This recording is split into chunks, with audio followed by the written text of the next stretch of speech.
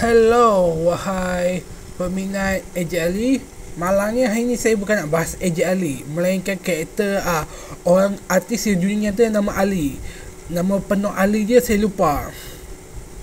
Jadi saya akan panggil dia Ahli saja. Ali. Bukan AJ Ali, bukan Ali apa-apa, bukan Aladdin, bukan Ali Cafe, bukan bukan Ali politik, bukan Ali, tapi Ali dia. Ya, nama dia saya akan panggil dia Ali saja. Ali. Ya, dia ni Ali si pelawak lah. Pelawak yang tak berapa legend, pelawak yang tak berapa saya kenal lah, sebab dia saya tengok filem tak banyak lah muka dia ni terpopular. Ya, maklumlah saya tengok filem yang bagus-bagus dia. Jadi kalau tanya saya lagu dia pernah dengar? Tak. Kalau lagu rasanya saya tak pastilah ada muka dia ke tak. Ya. Kalau lagu yang ada muka dia saya tak tahulah ada ke lagu yang ada muka dia ni. Ya, cuba cari tak jumpa pula lagu dia ni.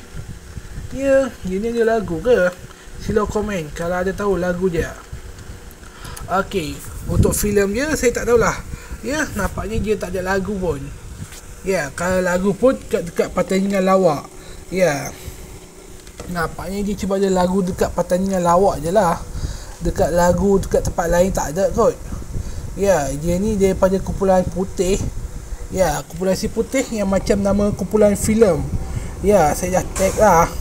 Ya, yang saya dah cari dah. Dia ni memang tak ada dekat channel YouTube. Ya, dia tak ada lagu yang dia. Ya, saya cuba cari filem dia tak ada pun.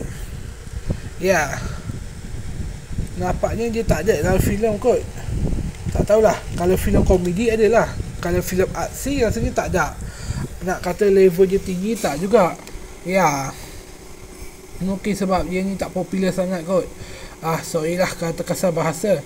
Maklumlah, saya ni cuba tengok filem yang bagus. Jadi saya ni tak kenal sangat Ali ke apa Ali ni. Jadi Ali pelawak ni memang saya tak kenal. Sila komen kalau ada tahu filem apa yang dia pernah lakukan. Ya, saya tahu dia ni kawan kepada Mamat Putih. Saya cuba buat video ni sebab ya, dia ni satu tim dengan Mamat Putih. Tim apa? Tim Putih. Tim Putih ke apa? Ya, saya cuba tag nama tim tu, malah muncul filem yang nama sama. Mungkin sebab tak ada orang buat filem tentang mereka berkumpulan. Jadi sebab tu kot tak ada filem kumpulan mereka. Ya, mungkin kalau mereka bertiga diberlakukan sekaligus, mungkin orang akan ingat itu filem kumpulan mereka, macam filem senario.